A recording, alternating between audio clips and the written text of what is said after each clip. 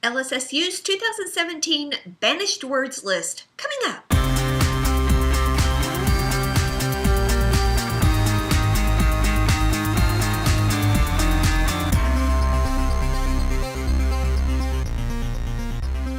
Hey guys, welcome back to Book Your Imagination. My name is Anne.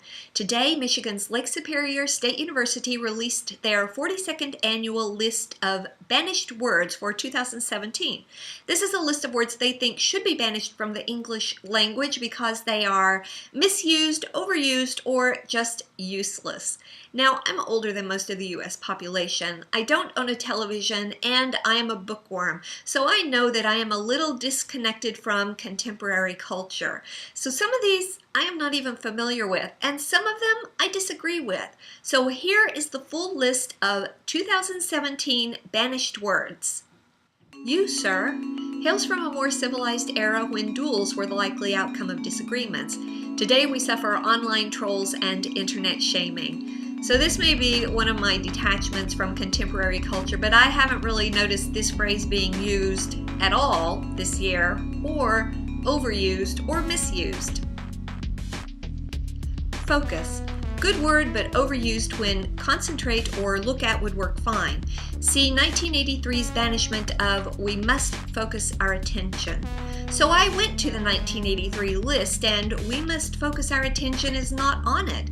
So I looked at their full list to find out which list it was on, and it does show as being on 1983, but if you go to the 1983 list, it's not there.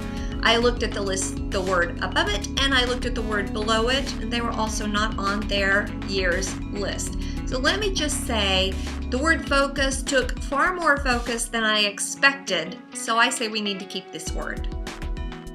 Bête noire. After consulting a listing of synonyms, we gather this to be a bugbear, pet peeve, bugaboo, pain, or pest to our nominators.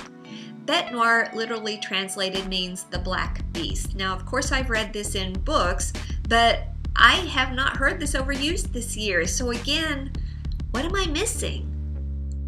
Town hall meeting. Candidates seldom debate in town halls anymore. Needs to be shown the door along with Soccer Moms and Joe Sixpack, which was banned in 1997. Post-truth. To paraphrase the late Senator Daniel Patrick Moynihan, we are entitled to our own opinions, but not to our own facts. Guesstimate. When guess and estimate are never enough. Now, I do disagree with this one because I work in business, and if I'm given a project and then asked how long will it take, saying between 2 days and 25 years is really not good enough. The best I can do is give you a guesstimate. 831. A text encryption of I love you, 8 letters, 3 words, 1 meaning. Never encrypt or abbreviate one's love. Why not? Historic, thrown around far too much. What's considered as such is best left to historians rather than the contemporary media. Yeah, I kind of agree with this one. We've got Brexit historic, candidates historic, election historic, Clinton historic, Trump historic. Everything is historic. So yeah, definitely agree with this. Manicured, as in manicured lawn. Golf greens are the closest grass comes to being manicured. Echo chamber. Lather, rinse, and repeat. After a while, everything sounds the same. On fleek. Anything that is on point, perfectly executed, or looking good. Needs to return to its genesis, perfectly groomed eyebrows.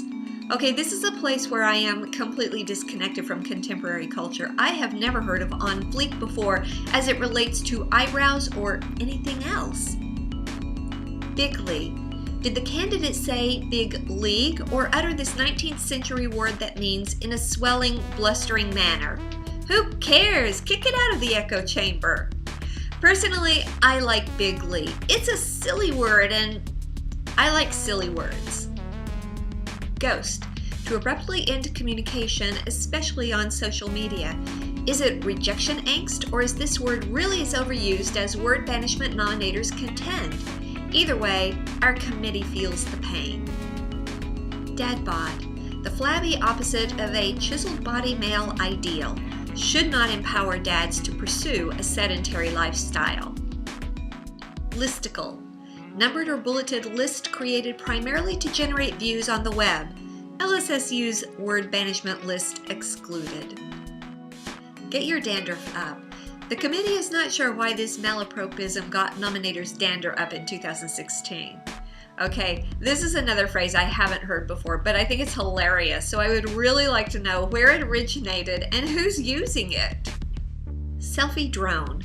In what could be an ominous development, the selfie, an irritating habit of constantly photographing and posting oneself to social media, is being handed off to a flying camera. How can this end badly? Shouldn't that be, how can this end well? Because I can easily see how it would end badly. And personally, I don't see anything wrong with taking selfies. However, the duck face is a bit over the top. Frankenfruit, another food group co-opted by Frankenfood, not to be confused with other forms of genetically modified language. Okay, if someone told me this was a Frankenfruit, I would know exactly what they were talking about. So I say keep this word. And the final word for 2017 is disruption. Nominators are exhausted from 2016's disruption. When humanity looks back on zombie buzzwords, they will see disruption bumping into other overused synonyms for change. So there you have it, the 2017 list of 19 words that Michigan's Lake Superior State University thinks should be banned from the English language. So what do you think? Are you familiar with these, or were any of these terms new to you? As always, this is #JMO, just my opinion. If you like what you see in here, please subscribe to my channel.